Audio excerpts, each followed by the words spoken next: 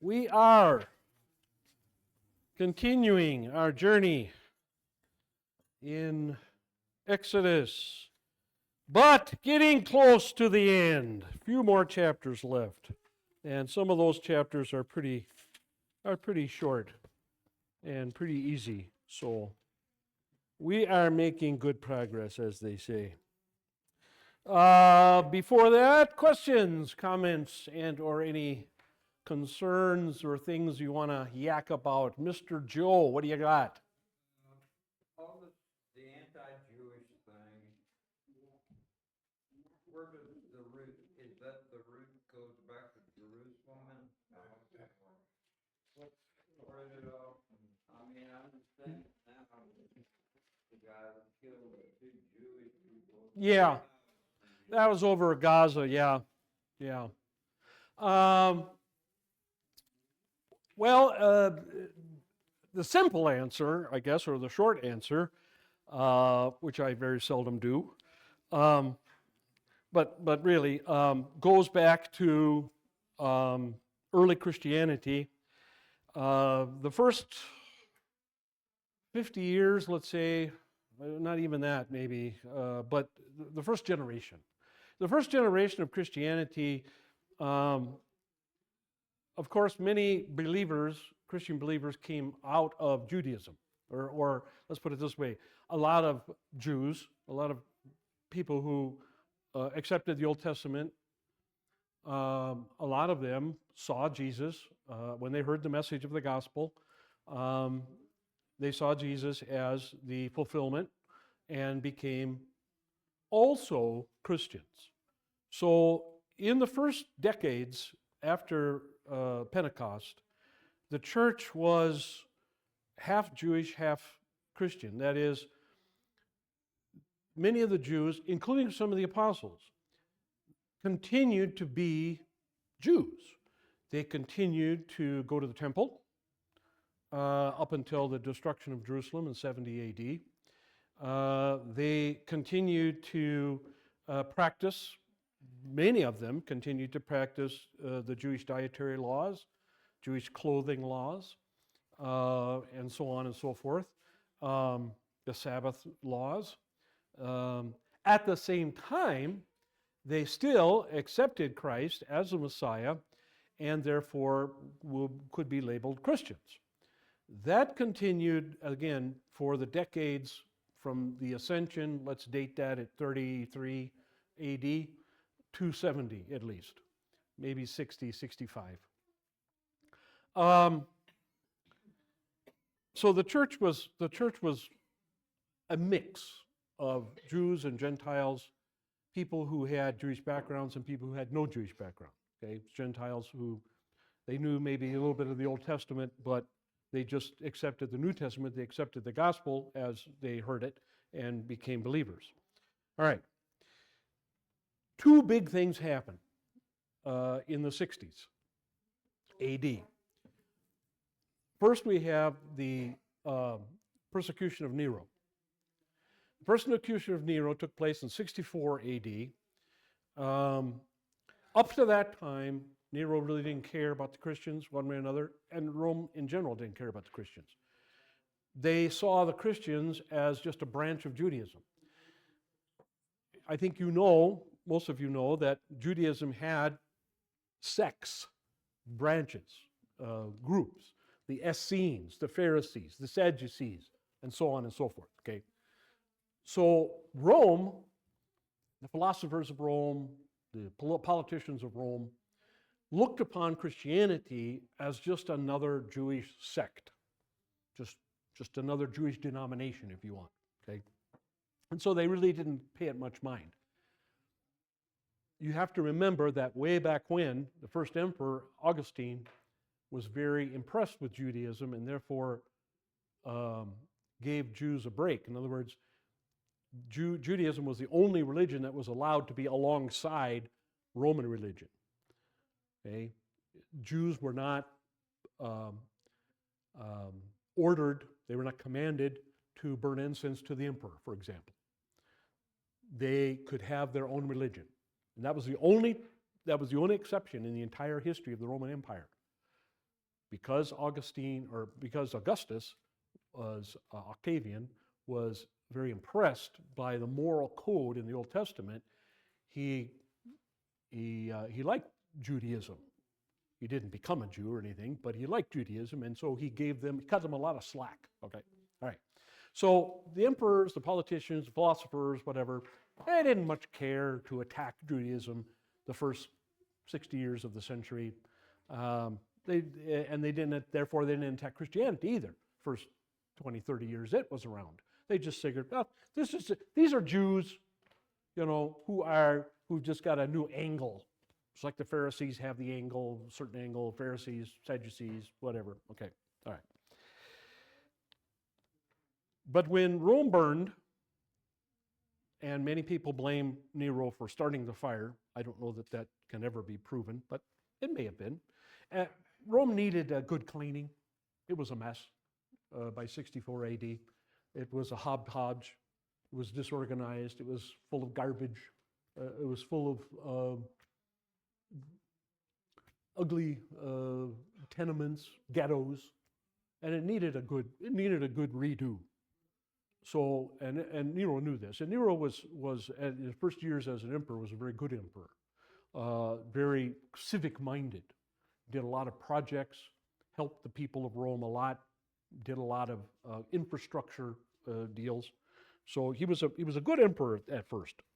By 64, he was starting to get a little crazy, and that's why some historians believe he set the fire to clean out the bad part of Rome. The fire got out of control, wound up burning about 2/3 of the city, and destroyed a lot of wonderful things, whatever.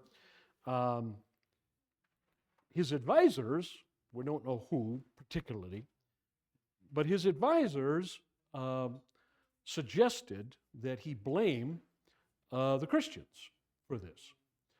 They were new relatively to Rome, only been around a few decades. Rome was already 5 centuries old by that time. And they were not liked a whole lot by the people of Rome.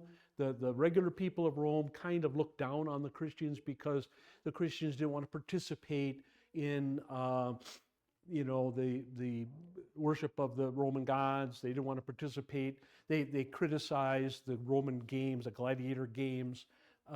They held themselves aloof. They were not promiscuous. Okay, they did not make use of the temple prostitutes, things like that. They did not. Many of them did not eat from the stalls, outside the temples that provided meat for people. They just they separated themselves, and Romans didn't like that. Romans thought of themselves as kind of better than everybody else, and so for Christians to come in to live in Rome and to act like they are better than the Romans didn't like that. So it was kind of good political sense for Nero, for his advisors to say, hey, look, why don't you blame the Christians? Say it's those Christians that are living in, and they were kind of clustered in ghettos in places in Rome, and everybody of course had their own little barbecues, their own little fires, and cooking their food, and so it was an easy blame, okay, to blame the Christians. And the Jews took part in this. That is, the Jews who had not yet converted, the Jews who had synagogue, who were not accepting of Jesus as the Messiah, they joined in this, to the extent that in future years, the Jews persuaded the Roman politicians and the Roman philosophers that Christianity was not a branch of Judaism. So those are the two things that happened. One, the fire blamed on the Christians, okay, that the Jews jumped in on. Two, the Jews themselves distances themselves from the Christians, saying they are not part of us, and so don't cut them any slack. And the Romans basically listened to this and said, oh, well, if that's the case, if they are their own religion, not part of Judaism, then they have to burn incense to the emperor, and they have to take part in the worship of Roman gods, and et cetera, et cetera, et cetera. And of course, the Christians didn't, which then led to persecution, which then led also to the Christians being very upset at the Jews. All right? So that's kind of the beginning. That's how it started. The Jews and Christians got along the first 40 years or so until the fire of Rome, and then after that, the persecution of the Christians continued throughout the Roman Empire up until Constantine, and the Jews were always joining in on this. And therefore, the gulf between Jews and Christians widened. Well, what's going to happen? When Constantine becomes a Christian and legalizes Christianity, and then a few years later, when makes Christianity the only official religion of Rome, the Christians are now in power. And what happens when you are the one who is on the end of the stick of persecution? Now you're holding the stick. What do? Well, you use it, unfortunately, you use it against those who used it against you. And so the Christians turned basically on the Jews at that point and began insisting that the Jews convert to Christianity, and if they didn't, that they would be persecuted. And that has continued pretty much to this day. Which is totally against Christ's teaching. What? Which is totally against Christ's. Right. Yeah, there's nothing in the New Testament about that. Now, of course, what helped this along too was as readings from Scripture are being put together for reading in churches, so that you come up with what today is the historical lectionary. The same readings, I've mentioned this many times, same readings used, same gospel, same epistle, same Old Testament, same Psalms, pretty much, for every Sunday of the church year, 52 Sundays out of the year, okay? As that was being put together, one of the choices of the Gospels for the Passion period, the Lenten period, was the passage where you have the Jews in Jerusalem calling out, saying about Jesus, no, give us Barabbas. And, Pilate says, there's nothing wrong with this guy. What do you want me to do with him? Crucify him. Let his blood be upon us and our children. Very, very unfortunate statement. And so this became a regular, yearly, annual reading in Christian churches. And it prompted Christians to come up with the title, Christ Killer, for the Jews. I don't know when the exact first year or the exact first day that was used, but by the year 500, certainly, this was common, to refer to Jews as Christ killers. And so that was kind of the third shoe, if you will. So persecution after the fire in Rome, Jews disown Christianity. Nope, not part of us. So the Romans were free to persecute them. And then the whole idea of Christ killers, death of Jesus blamed on the Jews. That was kind of the third shoe. And then there was no going back at that point. There were other events too that happened over the years between then and now. Many of them the fault of both sides. Sometimes the Jews would side with the Muslims in the Crusades. This ticked off the Christians, of course, again.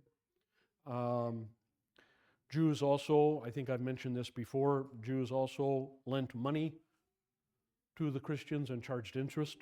They could not charge interest to other Jews, and Christians could not charge interest to other Christians or anybody else for that matter. They couldn't charge interest at all. The Jews could charge interest to the Christians. And so the Jews became very wealthy and became in charge, if you will, of the financial institutions of Europe, and pretty much of the entire western half of the world. Bankrolled a lot of expeditions, spice expeditions, explorers, and so on and so forth. became even more wealthy. That didn't help either. I think those three things happening pretty early on in the relations between Christians and Jews kind of cemented the issue. And since then, nothing really has happened to ameliorate the situation. Yes, sir. I just don't understand. I mean, I understand that that's how it all happened, but I don't understand how either parties, the Jews or the Christians, could think otherwise. Because in the Old Testament, it foretells of Christ coming. Mm-hmm. It foretells of Christ's Sure. death. So that's for the Jews to read. The New Testament tells you not to be revengeful against your enemies. Right. To accept. So both parties, I think, need to, don't tell me you're a Christian if you're not following Right. the Bible. No, that's very true. And don't tell me you're Jewish That's very true. if you're not following That's the very Bible. true. And over the years, there have been numerous Christian leaders, Christian theologians, whatever, who have called for better treatment of the Jews.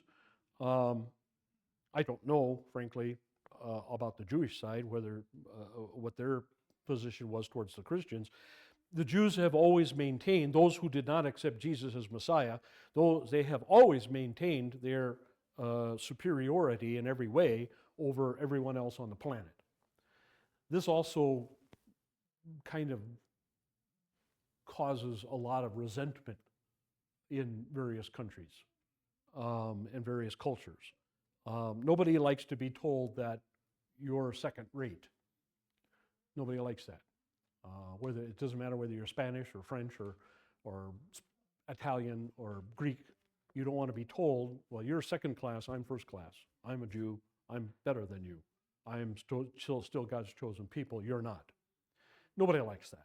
And that kind of aggravates the situation. Okay? Yeah, there's enough fault to go around on both sides. There's no question about that. Sometimes Luther is blamed for the hatred of Jews in places like Germany and in Western Europe. I don't think that's fair. Luther had a particular problem with the Jews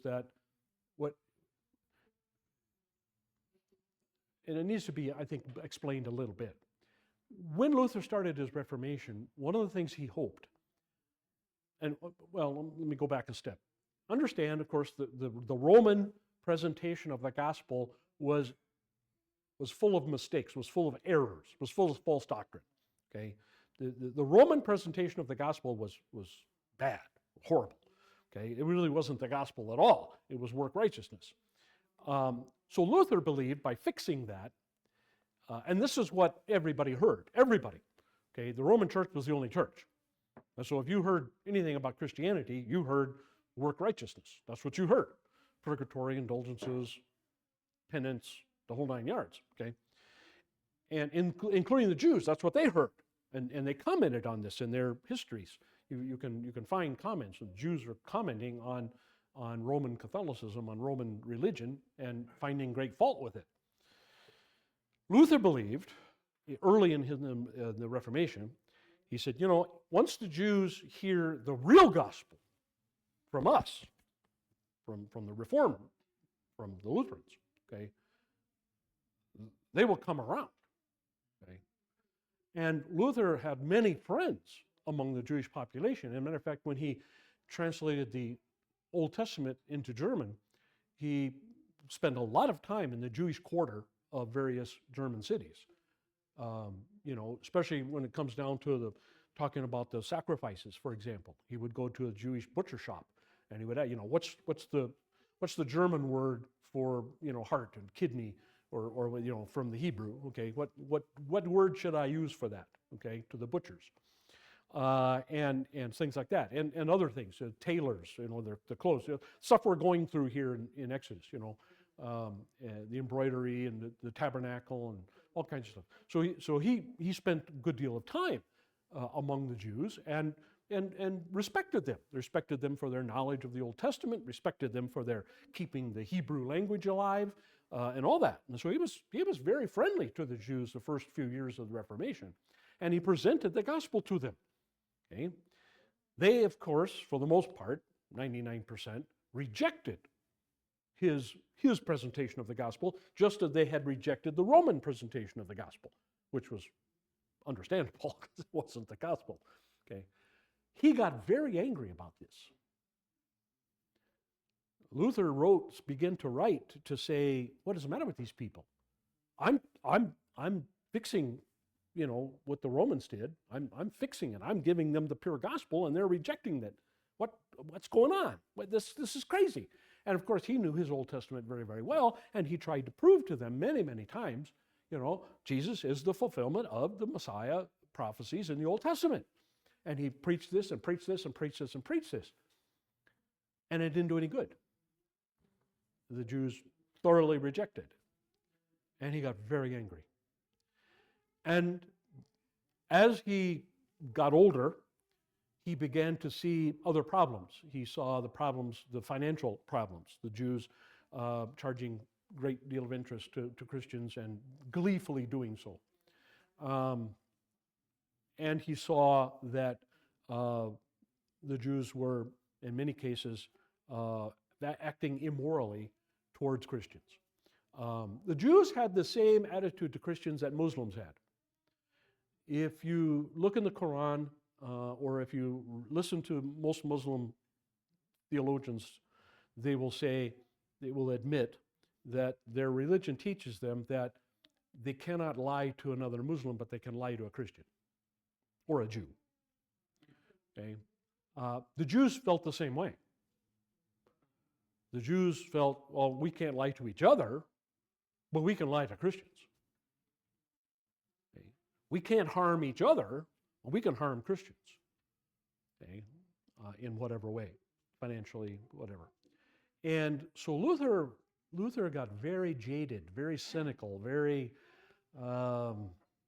antagonistic towards the Jews later in his life, to the point that he wanted them completely separated from Christian society. And he wanted them thrown out of Rome or out of Germany. He wanted their synagogues burned down. He wanted their rabbis rounded up and exiled, and so on and so forth. Some very, very harsh measures. But to be fair to Luther, the reason he said this is because he saw that they were harming his people. They were harming the German Christians, his parishioners, if you will. And he wasn't going to put up with this.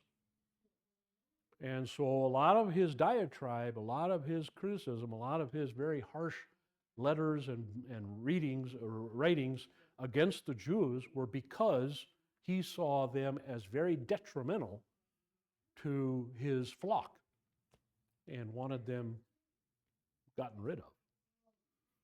So there's a reason behind Luther's so-called anti-Semitism.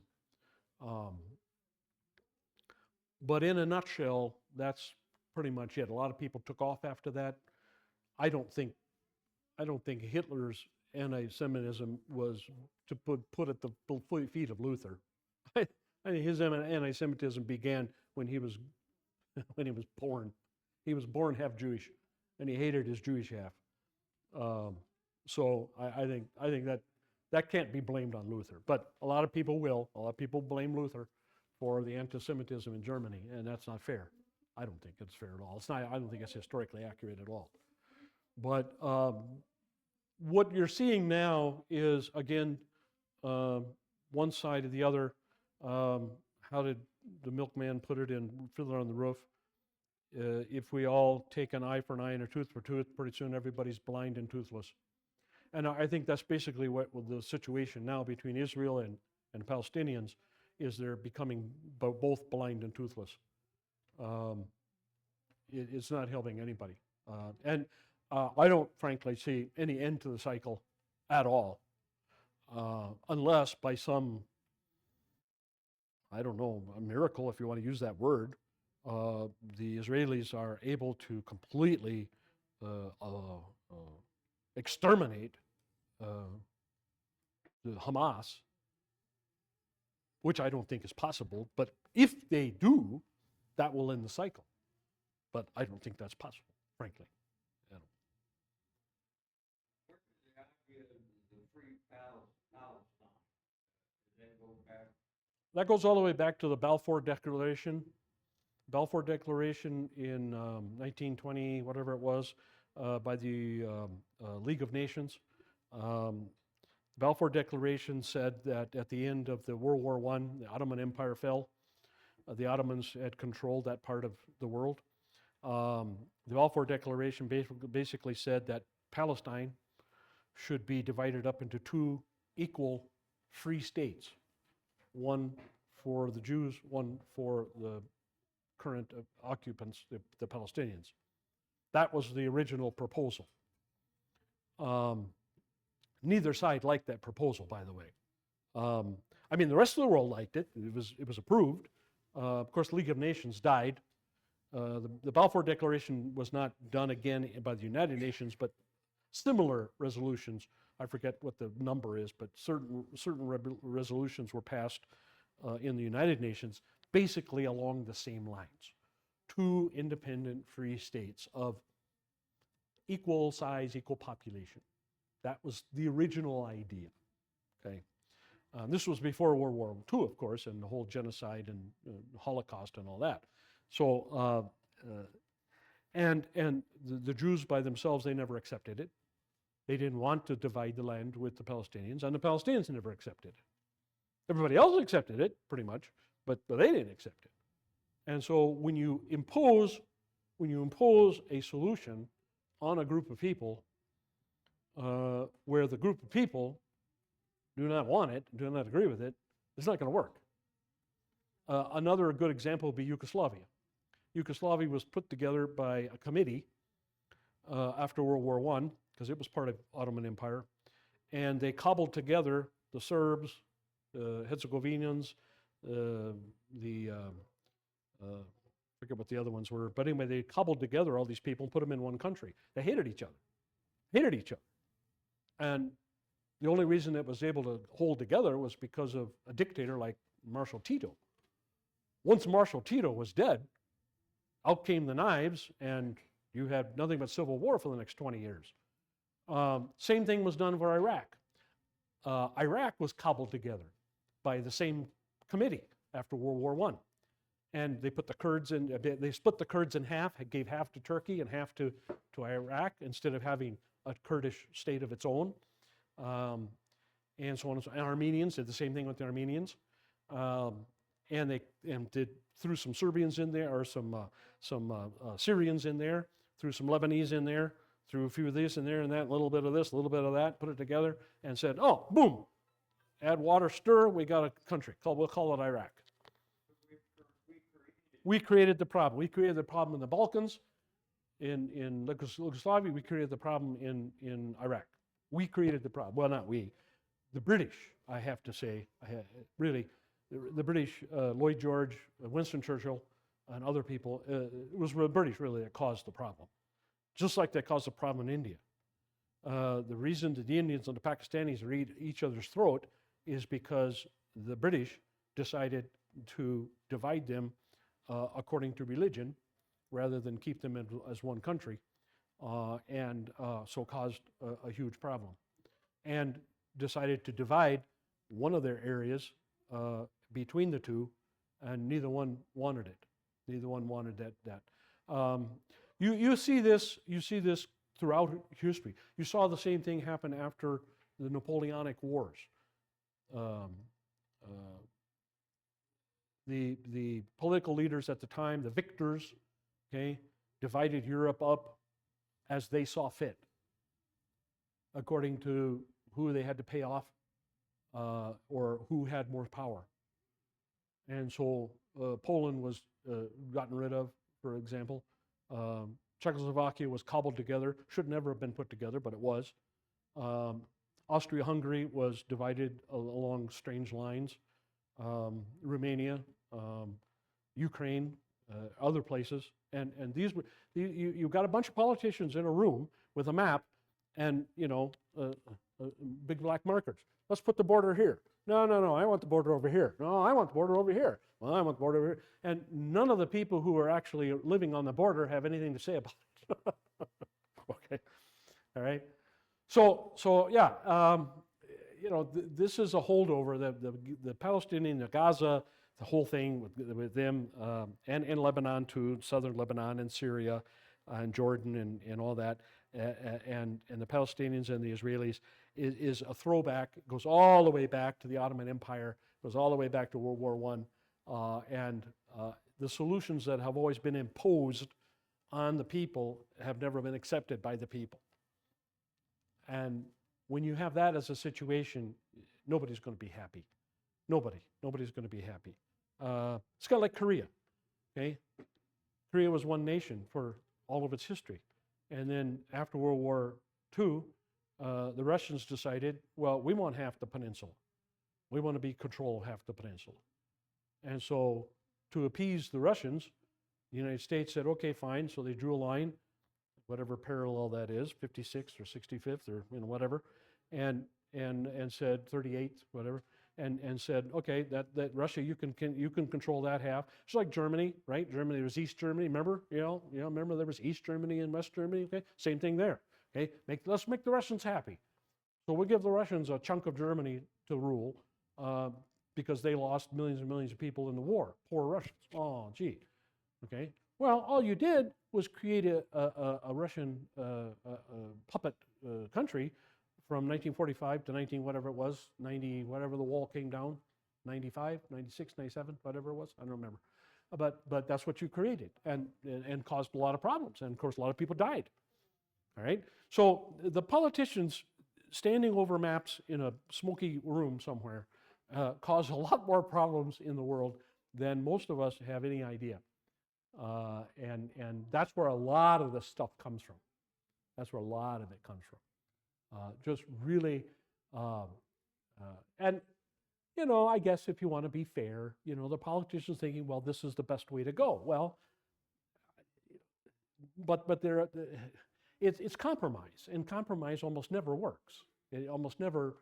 Sometimes, very rarely, once in a while it works, but most of the time it doesn't work.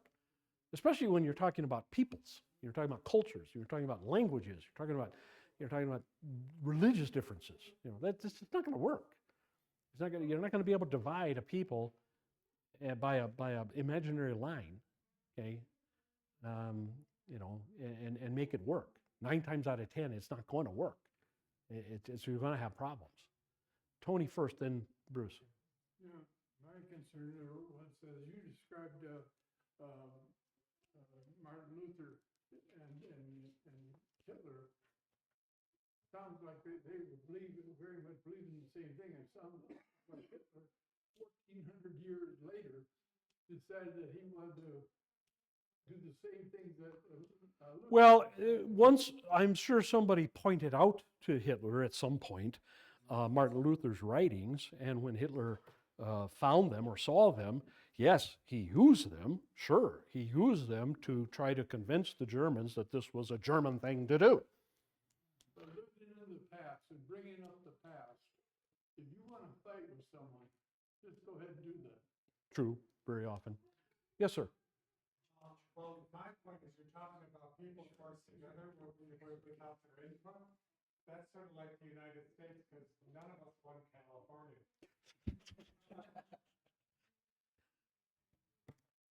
Thank you for that, Bruce. We do it to Kansas. Well, I don't know that we want them either. Okay, real quick. I don't need to go into a lot on this. I don't have a paper on it or anything like that. The rod of iron, I got a question the other day about that. What is the rod of iron? And this is counterintuitive. You're not going to. What do you think it is? And we're not gonna. I'm not gonna have you look those up. I'll just read one real quick from Psalms. Psalm 2. Psalm 2 says, verse 9, is talking about the Messiah. Okay, I will give you an inheritance of the nations. You shall break them with a rod of iron. You shall shatter them like earthenware. What do you think that means? Huh? Swords? Oh, okay. Interesting. Rod of iron. What do you think the rod? Yes, sir. Ah, you're very close. You're very close. Again, very close. What part of the Word of God? Rod of iron. Break people. What part of the New Testament? What is that converts people to be believers? What turns people from unbelievers to believers? What part of God's Word? The gospel, that's right. When you hear rod of iron, okay, most people think of, oh, that's spare the rod, spoil the child. Most people think of, that's the law. Jesus is gonna beat people down with the law. No, counterintuitive. Jesus is going to conquer people with the gospel. That's what's going to shatter people, shatter them with the gospel, shatter them, shatter their pridefulness, shatter their ego, okay? Shatter them, bring them to repentance. Bring them to repentance and therefore faith. So that's what the rod of iron is. The rod of iron is the gospel. And that you hear, unfortunately, a lot of Christians today get that totally wrong. A lot of our Reformed friends get that totally wrong, unfortunately. So, okay. Let's finish our discussion of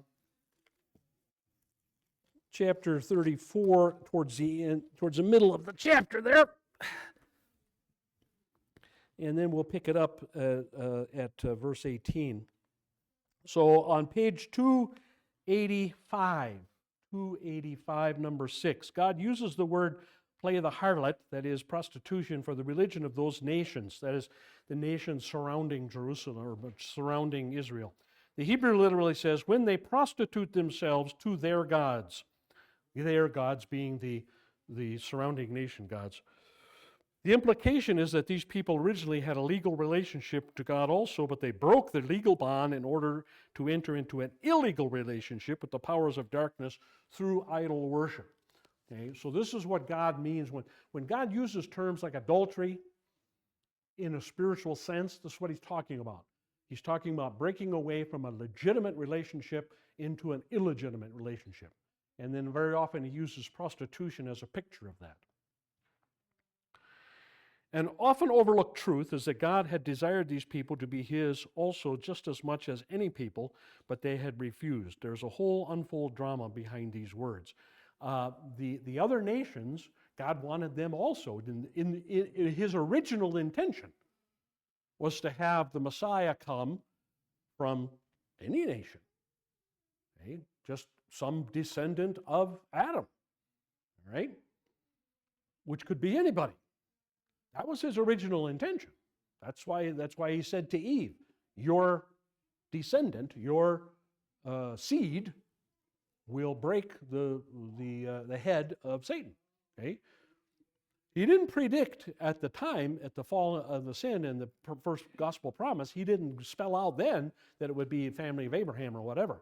That wasn't until after the flood, after the Tower of Babel even. Okay? So this was, 3 strikes, you're out. Okay? It didn't work with Adam and Eve. It didn't work with Noah's family, and it didn't work with the people at the Tower of Babel. So 3 strikes, you're out. Okay, I can't use the whole world, just any old buddy, to bring the Messiah into existence. I can't do that. That's the original intention, but I can't do that. I now have to pick a family and make a nation out of that family, and I have to work really hard to keep at least somebody in that family faithful so that faithful people can produce the Messiah, so that at least the Messiah can grow up in a believing household. Okay? That's what you got to have, right? How's the Messiah going to be perfect, righteous, if the Messiah doesn't even know the Bible and doesn't? I mean, there's no Old Testament around. There's no Israel. How are you going to do that, right? So God has to amend his original intention to bring the Messiah just out of any seed of Adam and Eve. He's got to amend that and now has to select a family of Abraham, and from that, family of Jacob, Isaac and Jacob, family of Judah, family of David, etc. And then Mary and Joseph. He's got to narrow that down in order to have the Messiah be able to be born in a faithful, believing family. Okay, that's what you got to have, and so that's like I say, there's a big drama. There's a big untold story about that. And the untold story is, of course, all of the machinations that goes on before the flood and before the Tower of Babel and everything, where God is trying to preserve the world and is not able to do so. God had loved them as he loved all mankind, but they had left him for another lover who was out to destroy them. The jealousy about which God speaks to Moses indicates that these people had hurt God to the deepest of his feelings. This can truly be said of every tribe, nation, and people which came from the sons of Noah. So God was hurt certainly by the fall of sin by Adam and Eve.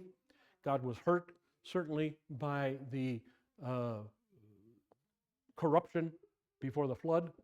And God was hurt again by all of the people who participated in the Tower of Babel and had to be dispersed among the world. And in each case, God could have completely destroyed everybody and started over. He didn't do that. He left at least 8 people at the flood. And instead of destroying the people again or destroying the world again, which he could easily have done, not by water, of course, because he promised not to do that, but some other way, but instead dispersed the people by confusing their language. And so this is God's mercy. This is God's patience in not destroying people that he was very, very hurt by. Number 7, nothing is said here about the horrible and diabolic sacrifices that some of these heathen rituals demanded, the murder of infants and the performance of disgusting and deviant sexual obscenity. It should be noted that these two categories of sin often go together. God will speak in detail about these sins in other books of Moses. Certainly in Leviticus and in Numbers and also in Deuteronomy, God speaks very detailed about the horrible sins of the idol-worshiping peoples. And these two groups, these two categories of sin, human sacrifice and human sexual deviancy, very often go together. Just like the same people who support abortion on demand are 99% of the time the same people who are supporting gay and homosexual rights. They just are. The two go together. Sexual deviation and murder or killing of the innocent, the unborn in this case, go together. They just do. That has been true down through history in every culture, not just the cultures that the Jews dealt with in the Old Testament. But that's true in Chinese culture, Japanese culture, that's true in Russian culture, that's true in Scandinavian culture, Germanic culture, that's true in African culture, that's true across the board, South America, Central America, North America, doesn't matter.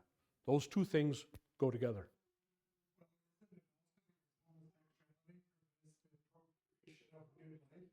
Yeah. They're both killing life, right? Good. Yeah, that's a good way to put it. Sure. Yeah. I think that's an apropos observation.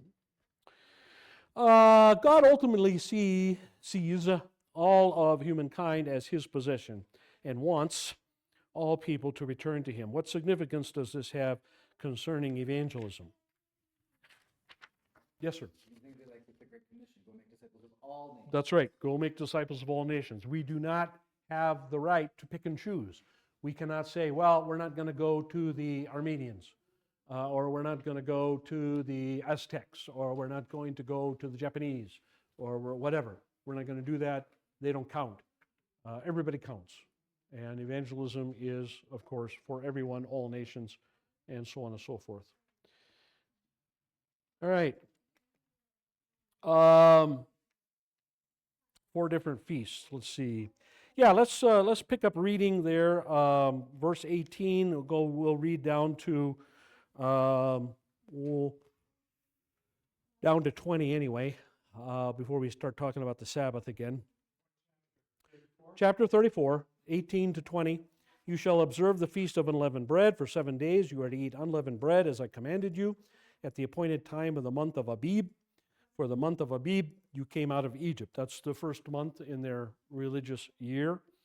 The first offspring from every womb belongs to me, and all your male livestock, the first offspring from cattle and sheep.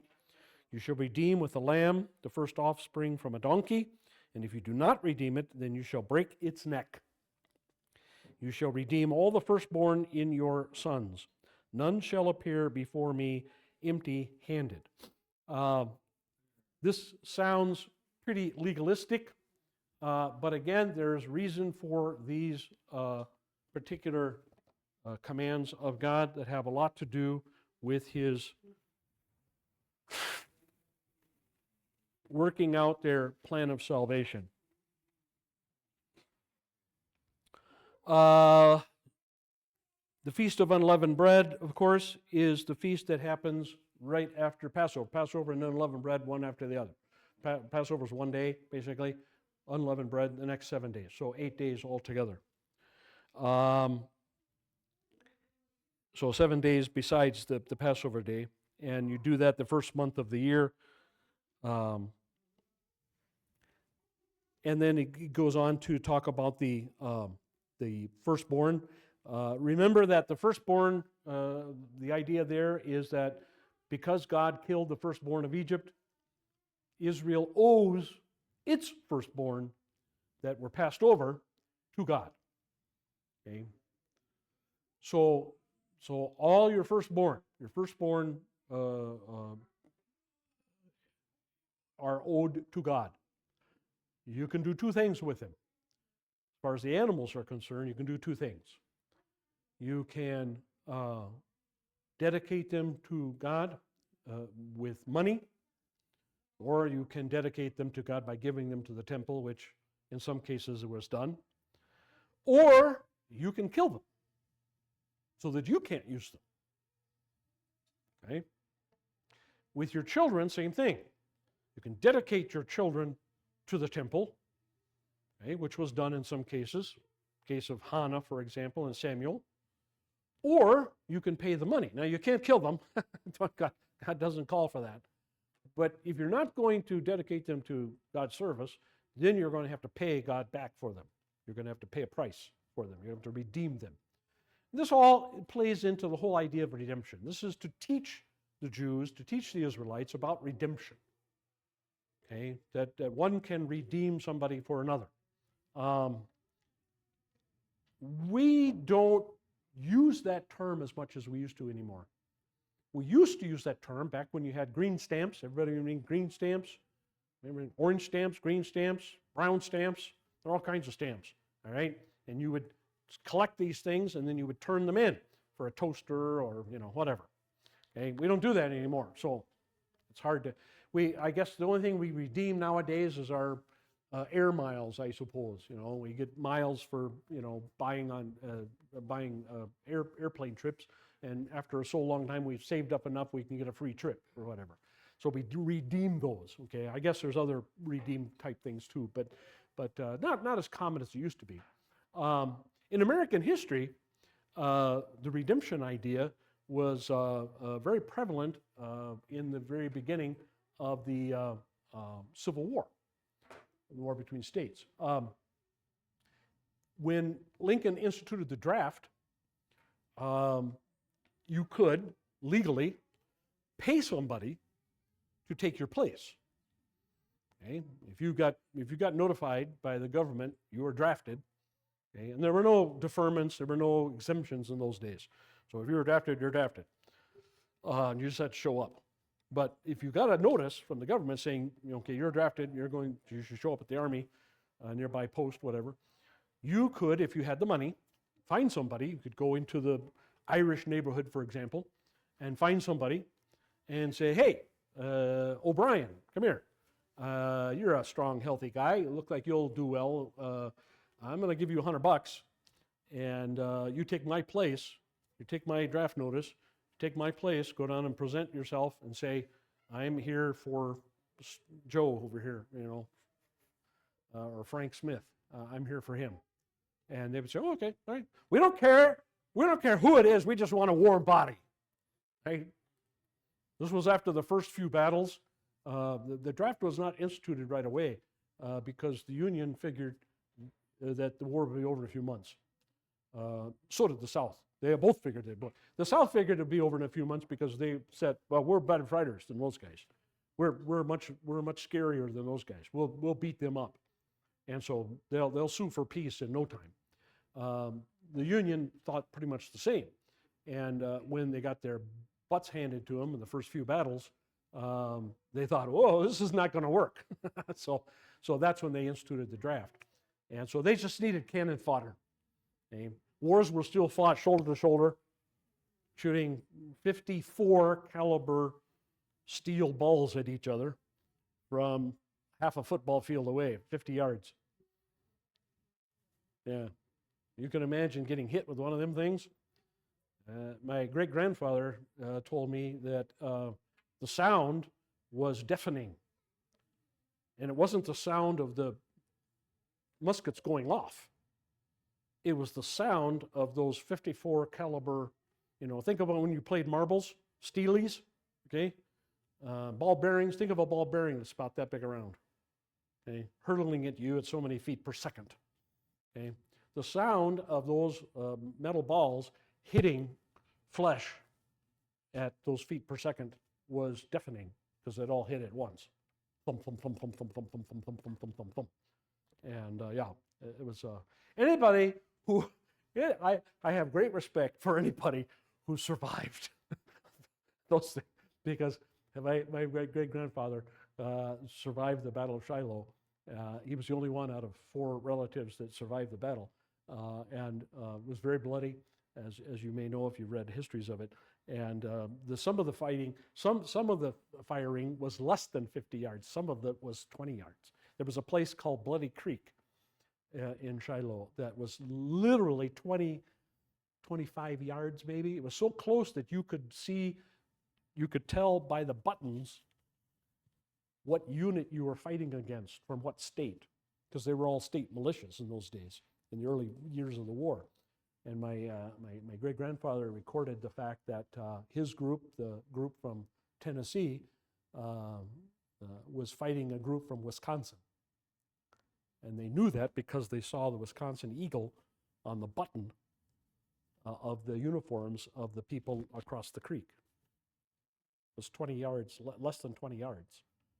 So you're firing at point-blank range, 54 caliber musket balls. Yeah, that's tough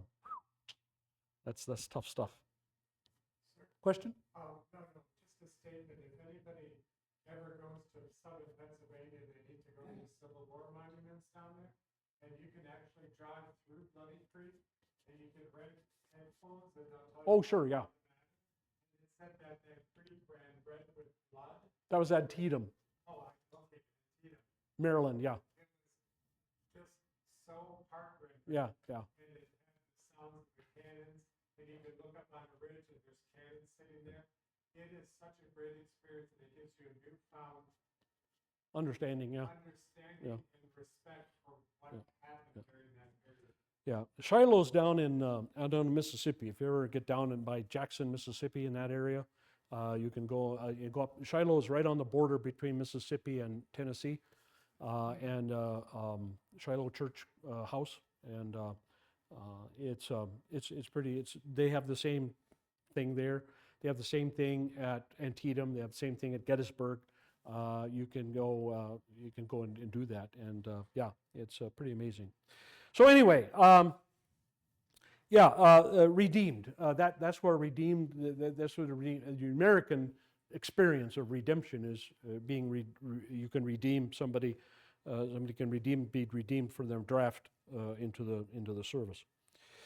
What else here?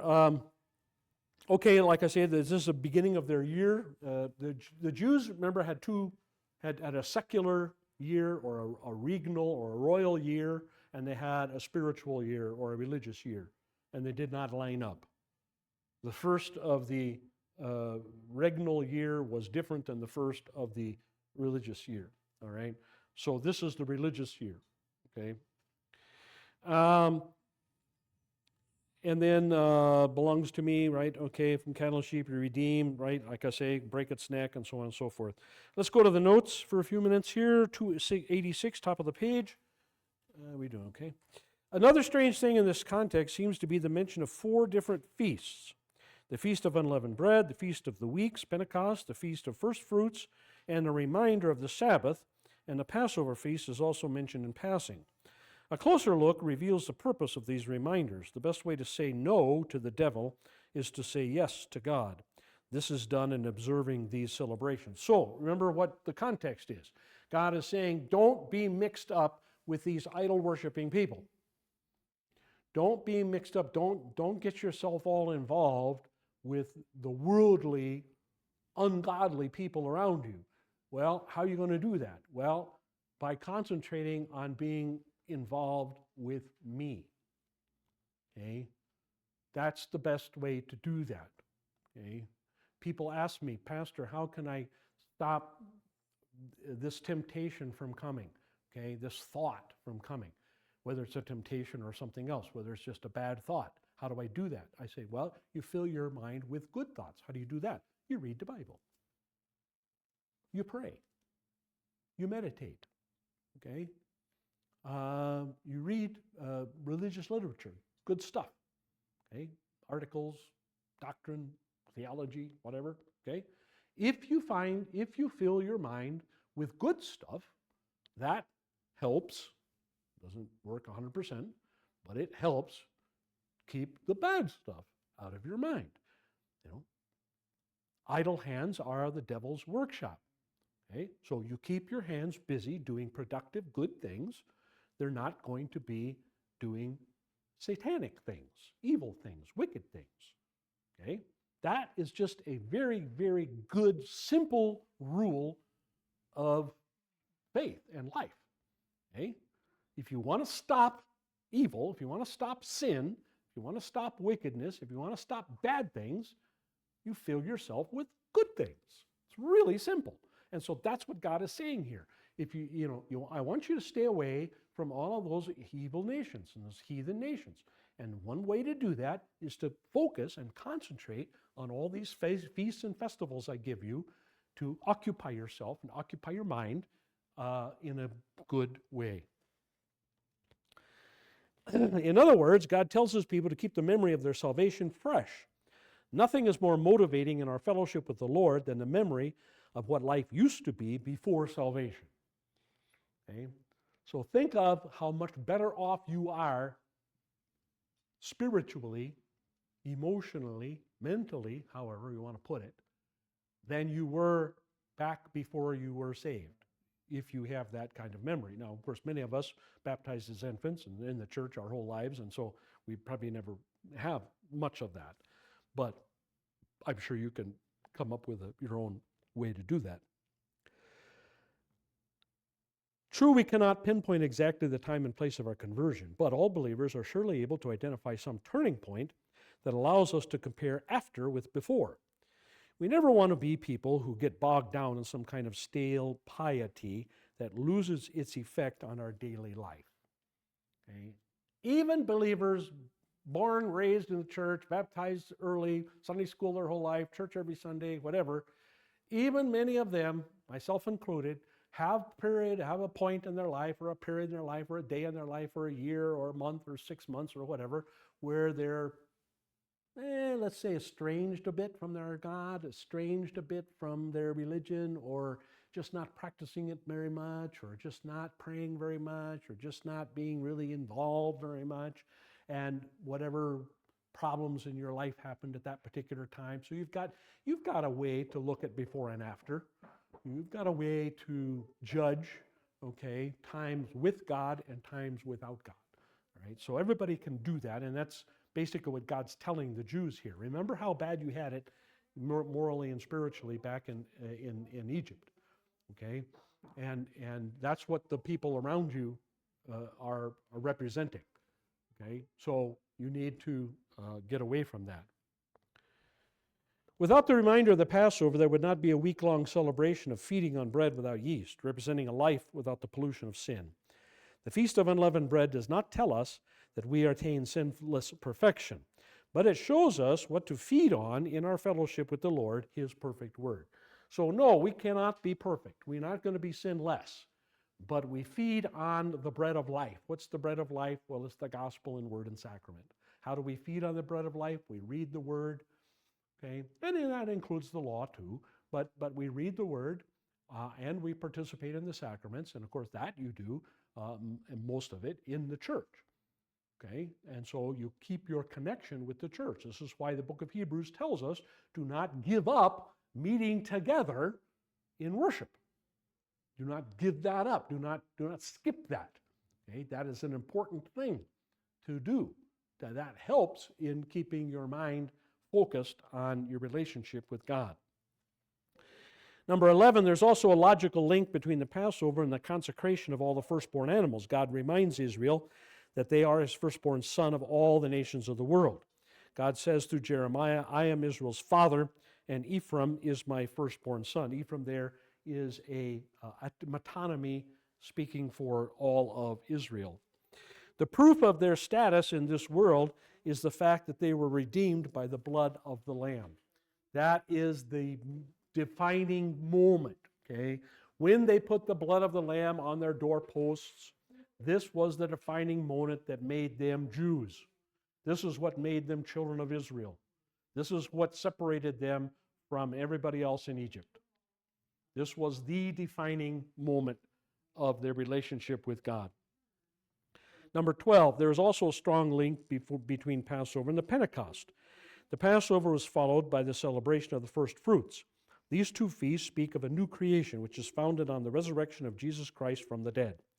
God looks forward to a harvest from every nation, tribe, people, and language, who will be standing before the throne and in front of the Lamb. People who have gone through death and who are partakers of the resurrection of His Son.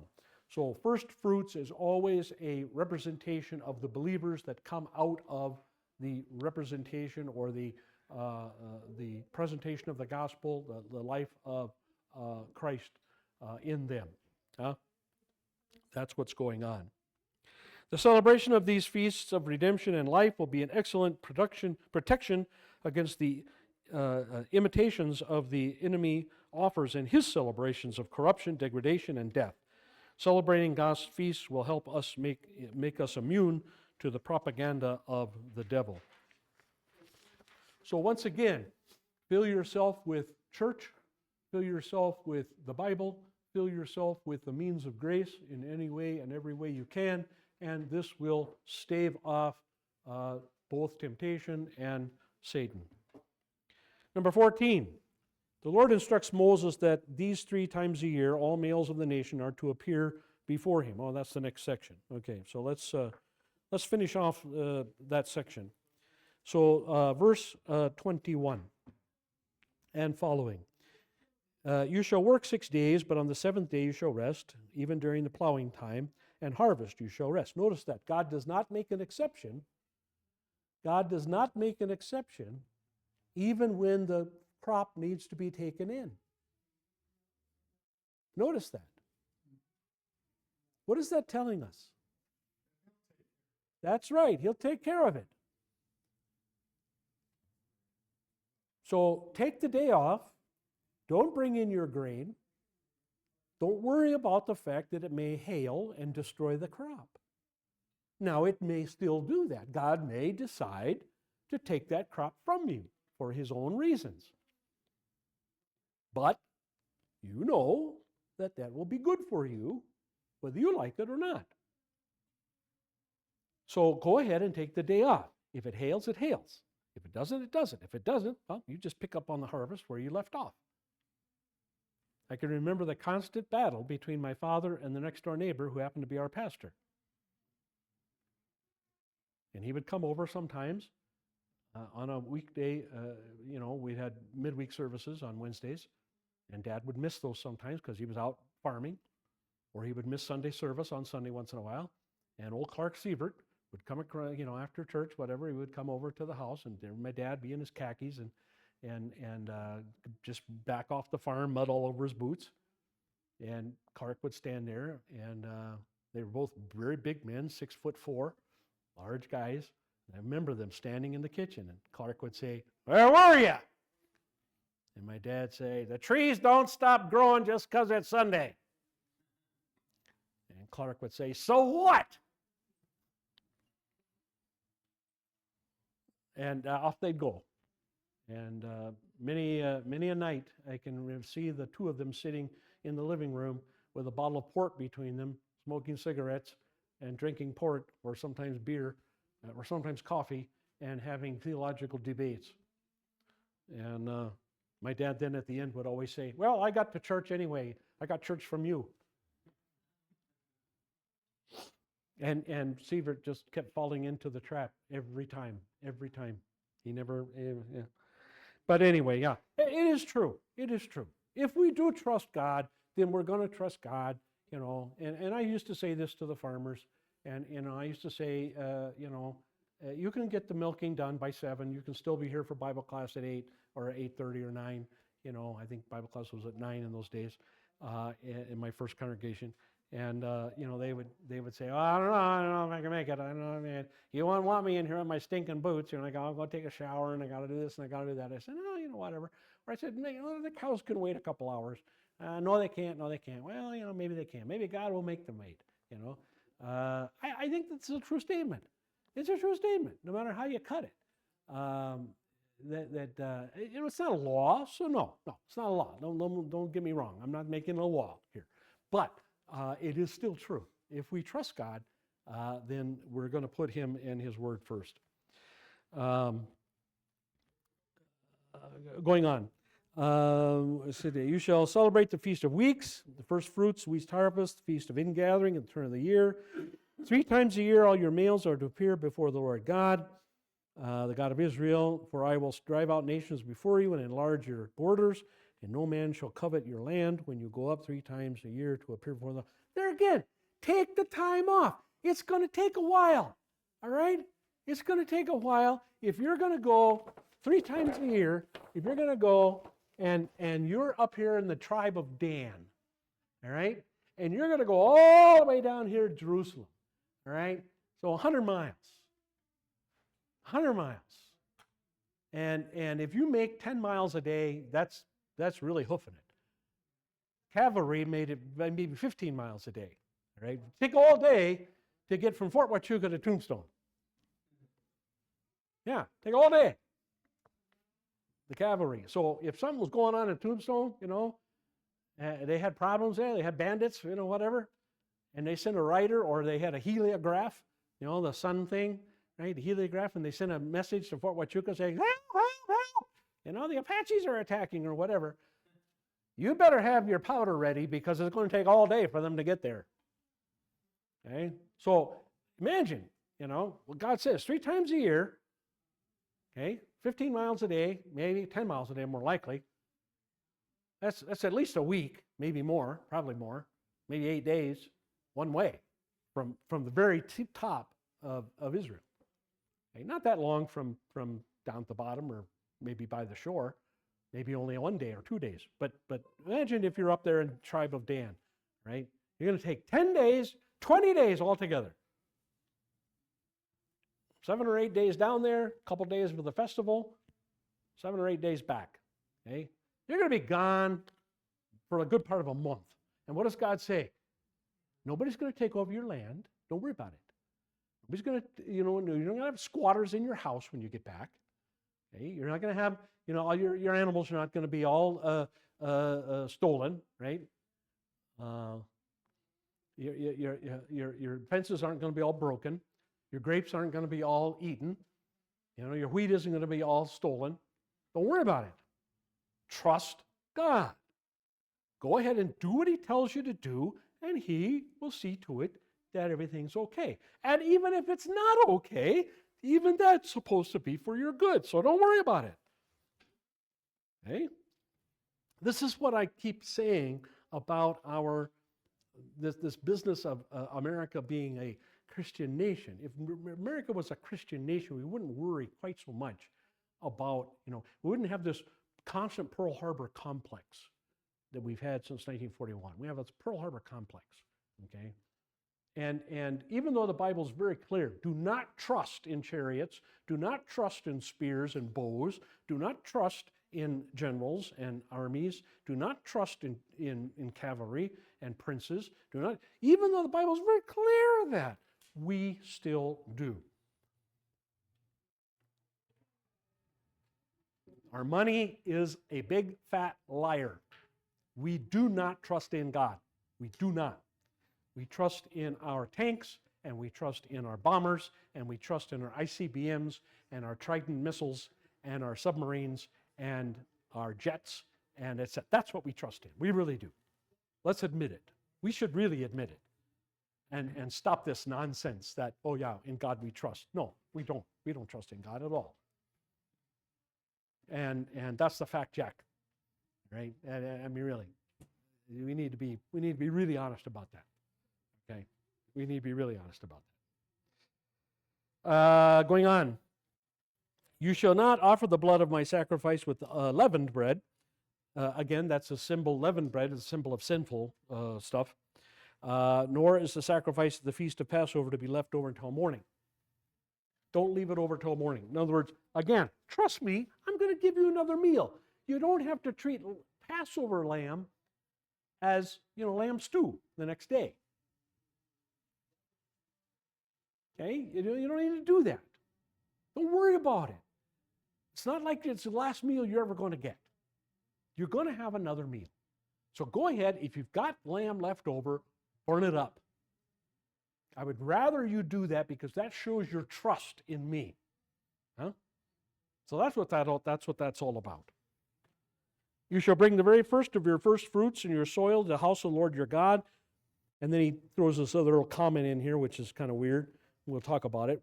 You shall not boil a young goat in its mother's milk. Then the Lord said to Moses, write down these words. In accordance with these words, I have made a covenant with you and with Israel. So he was there with the Lord 40 days and 40 nights and did not eat bread or drink water. And he wrote the tablets, the words of the covenant, the 10 Commandments. All right. Whoops. Past time. So we will discuss the rest of this and finish off the chapter next time. Yep. Probably top of the page there. Yeah. Start with chapter 29. Verse 29, chapter 34. Let's close.